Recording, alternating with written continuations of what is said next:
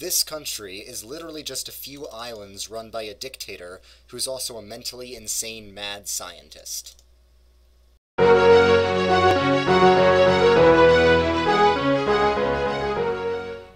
Hey guys, welcome back to Nations of Minecraft, and today we're doing Pvintur.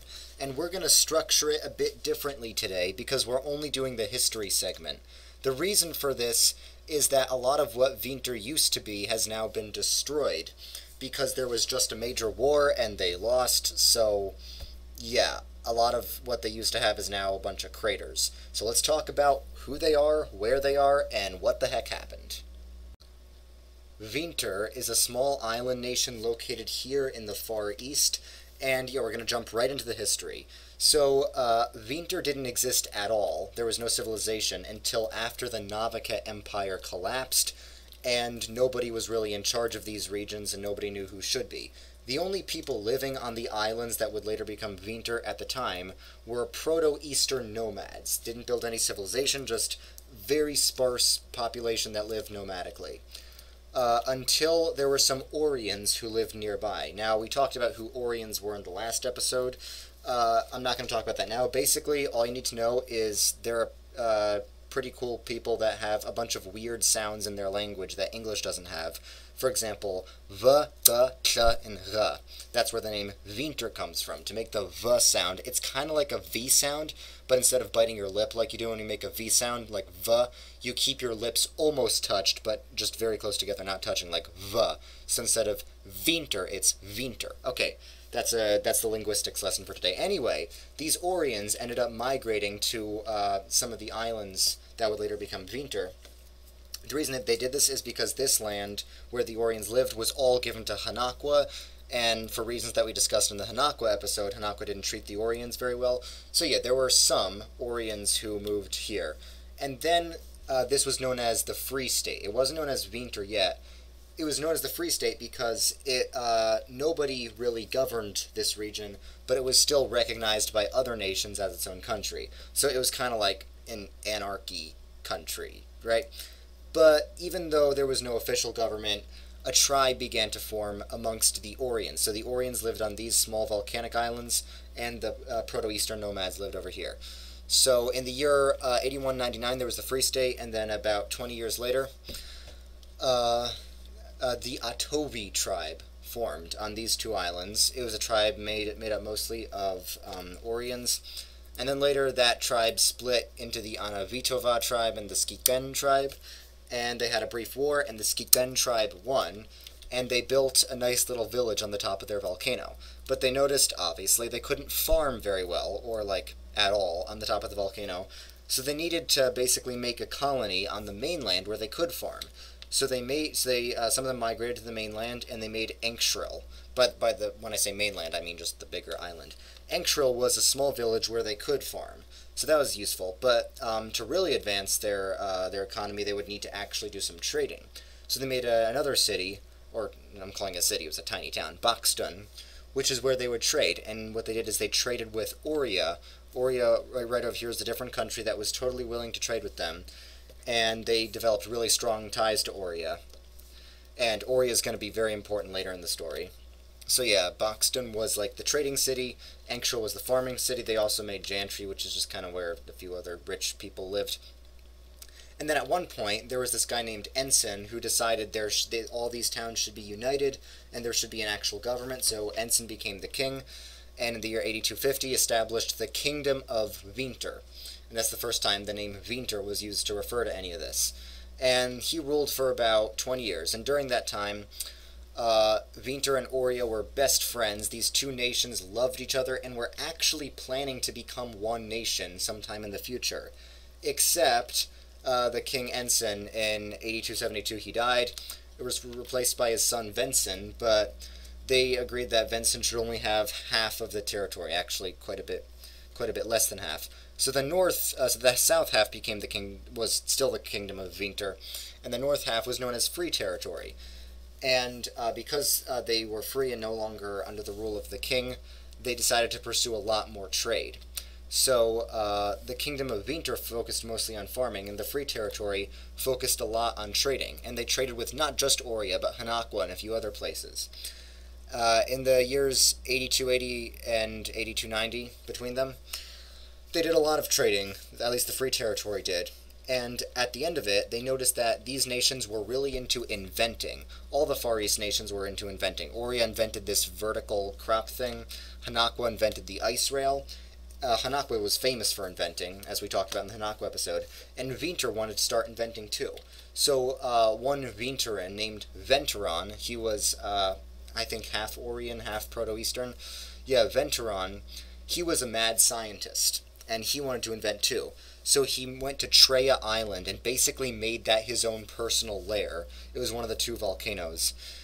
And yeah, so he started inventing things, and he had a lot of laboratories in his own lair. He was a pig, he made his, throne at the top of the volcano. He had, potion laboratories, and he built a really cool submarine for himself. He did a lot of cool things. And the best thing he ever invented was the water elevator. He invented a really fast water elevator that had not existed anywhere before, and he wanted to sell this to other countries. But his business managers told him that it'd be better to first sell this to Hanaqua, and Hanaqua could sell it to the rest of the world, since Hanaqua was famous for being the inventing country. So Venturon agreed, and he gave this invention to Hanaqua, and they got rich by selling it to the rest of the world. And Venturon expected Hanaqua to give him some money for making them rich, but they never did.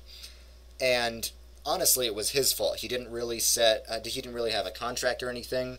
He just willingly gave them his invention, but he was furious. And you're going to start to see, Venturon is kind of insane. He was furious, and he had all of his financial advisors executed because he thought they were actually Hanaquan spies who tricked him into giving them his invention. And he thought basically anyone, or at least he said basically anyone who didn't support him, was a Hanaquan spy that was trying to steal Pvinturan's secrets. So because of this, he was able to make a police force and take over all of Pvintur, and he became the next leader. So yeah, he became leader of all of Pvintur. And even though he was an absolute dictator, he took the title of vice president for some reason. He's weird like that. So yeah, but Venturon was really in charge, and he unleashed his reign of fury on Hanaqua by doing some terrorist attacks and stuff. And then he wanted to expand his influence throughout the world. So he, in the year 8303, he began making alliances in other countries. He wanted to make his own society. So he wanted to make a network of people living in many different countries, and he called it the International Scientific Society. He wanted this to really just market his inventions and stuff, and he had plans to dominate the world, even though that was kind of unlikely. So yeah, he had the International Scientific Society, and after they did a few sketchy things, in Manplatin, they stole a bunch of diamonds from some rich guy, Claytonia decided they should investigate Pvintur. And when Claytonia sent a spy to investigate Pvintur, it did not go so well for the spy. A few years ago, Minecraft years ago, when this happened, Sandy and Express reported on it, so here's what happened when Claytonia tried to spy on Pvintur.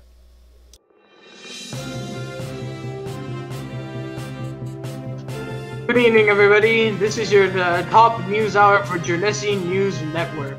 I'm your host, Sandy and Express.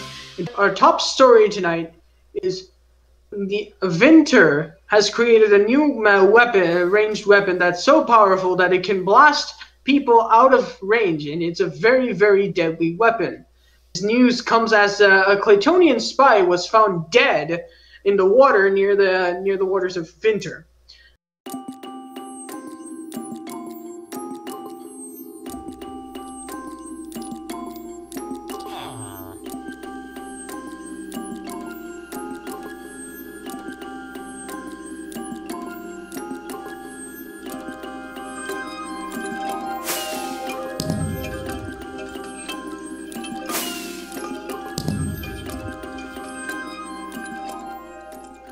Claytonia reports that this new weapon is being developed by a mad scientist named Venturon, and it's supposedly Ayapeta might have access to it. This has been in light of a rivalry between Claytonia and Pvintur, which has now which has now allowed Winter to side on the side of Iapeta. Yeah, so like nobody outside of the Far East really knew what Pvintur was until they killed a Claytonian spy with their brand new weapon. They called their weapon a laser cannon, really it was just a fireworks shooter, but everyone still thought it was pretty cool. And people started to want to know more about them. Now, there was a lot that was impressive about them. They were developing really quickly, and they had awesome infrastructure. They had like redstone communication lines and trains. So yeah, there was a lot that was impressive about them, and people thought they were like really smart scientists because they were led by one. One nation in particular was very interested in them. Iapeta saw their laser cannon, and Iapeta wanted to make a laser cannon of their own because people began to see how powerful the Pvintur laser cannon could be. Here's a video that they put out of the Pvintur laser cannon going off. Yeah, so you can see it's a really powerful long-ranged weapon. So here's a video of the time that Stormlord, the Emperor of Iapeta, went to Pvintur to try and get the laser cannon.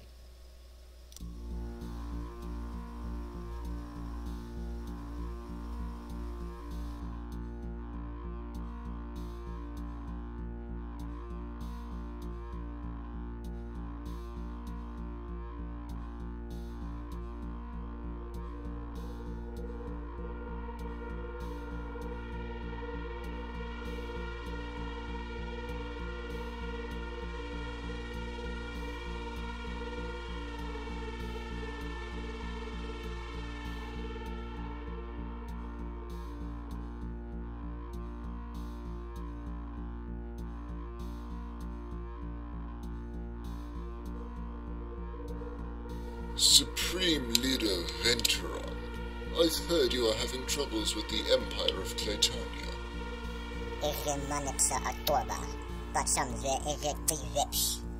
I assume Claytonia will try and attack you in the near future. I assure you, Iapeta is no friend of Claytonia. They are allied with our greatest enemy, Durlon. Here's what I propose. You show us how to build the laser cannon, and we offer you protection from Claytonia.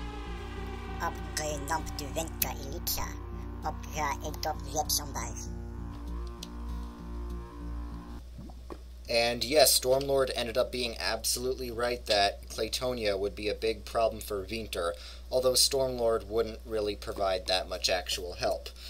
But yeah, so remember how Pvintur had that interconnected society of the International Scientific Society with bases in many different countries? Well, after these countries saw how sneaky Pvintur was in their dealings and how they did sketchy things like stealing some things, Claytonia first banned all trade with Pvintur and also encouraged other countries to do the same. And even though these countries, the Navakeshan states and their allies, hated Claytonia and were ready to go to war with Claytonia, they agreed that Pvintur was very sneaky.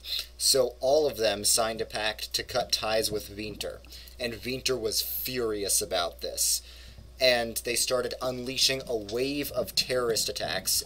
Red Diamond represents a terrorist attack on all these countries. And this proves how insane Venturon was. It's not a good business strategy to do a terrorist attack against the country you're trying to do business with, but he did a lot of terrorist attacks in the years 8312 and 8313 because he was just really mad at these countries for cutting ties with his organization. And he even was really mad at Hanakwa and blamed Hanakwa for secretly being behind all this, even though Hanakwa had nothing to do with it. So Pvintur hated Hanakwa ever since supposedly Hanakwa stole their invention. Hanakwa even offered to pay them back after they realized what they'd done, but Pvintur rejected it, and Pvintur blamed Hanakwa for all their problems, even though Hanakwa didn't really hate them. Hanakwa kind of just felt bad for them. So yeah, Pvintur, and especially Venturon the dictator, was very messed up. But anyway, after they continued doing terrorist attacks for a couple years, Claytonia thought that if they could stop Pvintur, Claytonia would be seen as a hero, and that'd be very good for them. So in 8314, Claytonia declared war on Pvintur, with the intent of at least dismantling the International Scientific Society, and hopefully even removing Venturon as the leader. So, at first, Claytonia tried to just take Venturon's volcano island, so they could capture him and end the war right there, but Venturon's volcano was defended very well, both by the laser cannons, and all the soldiers were jacked up with really good potions. So, after the first day or so, Claytonia gave up on trying to take the volcano, and instead they went and tried to take the mainland so they could starve the volcano of resources. Now, they went a little bit into the mainland, but Pvintur really wanted to defend their main 3 cities. And the way they did this was they recruited civilian militias. This was their secret weapon, because since Pvintur was a dictatorship, they could force all of their civilians to fight in the war, and basically have unlimited soldiers. So wave after wave of civilian militias charged at the enemy, and they even used women and children, because they knew the Claytonians wouldn't want to fire on them. So yeah, this shows how sick Venturon was. But yeah, they just kept forcing civilians to fight in the war, and the civilians didn't even have that advanced weapons. Sometimes they were just charging in with, like, stone swords, axes, and even sticks. It was just because there were so many of them, they overwhelmed the enemy, and after a few waves of this, Claytonia was pushed off of the mainland, and this was humiliating for them. So they tried a different approach. Since Claytonia had naval superiority, they figured they could just bomb Pvintur from their boats without actually having to go and invade the mainland. And so anytime Pvintur did one of their terrorist attacks, Claytonia would just retaliate and bomb Pvintur from one of their ships, and they ended up doing a lot of damage this way. They actually positioned their ships so that they could bomb the infrastructure and the cities better, to try and weaken Pvintur so they could invade it again. So this went on for a little while, and the citizens endured long bombing raids of their cities. It was very traumatic, and here's a video of some of the bombing of Engstrel.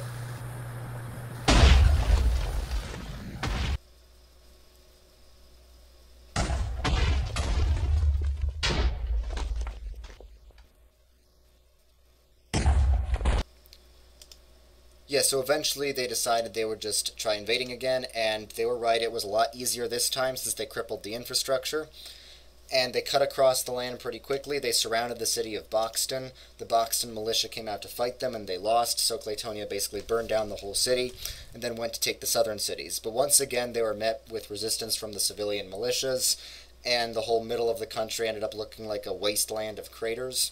So instead they blockaded the whole country and prevented any trade from going in or out to try and further weaken the already weakened country.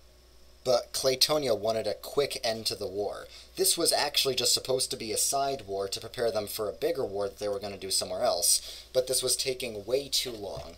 They really wanted Hanakwa to join the war, and they kept saying that they should because Pvintur hated Hanakwa and was even doing some terrorist attacks against Hanakwa, but Hanakwa didn't feel like it because Hanakwa still somehow sympathized for Pvintur, who hated them. But that all changed when Hanakwa had a big convention at their capital city with a lot of representatives from a bunch of different countries. And Pvintur did a major terrorist attack there and even killed one of the representatives from Toramachi, another country. That was very embarrassing for Hanakwa, ruined the whole convention. So that caused them to finally declare war on Pvintur. And once Hanakwa declared war on Pvintur, it was over for them. They invaded the south, and then they captured all of the mainland, and then Claytonia was finally able to take the main volcano. And then one day later, the volcano somehow liberated itself and managed to do 3 more terrorist attacks, but the next day they finally took the volcano again, and the whole country was placed under Claytonian occupation. So yeah, that's the story of Pvintur. They have a lot of potential because they're really smart and have a lot of scientists, but they have to get the crazy under control, and that may take quite a while. So yeah, Claytonia is actually planning to lift the occupation in time for Pvintur to compete in the upcoming Olympics. But for now, stay tuned. Sanema is coming up next.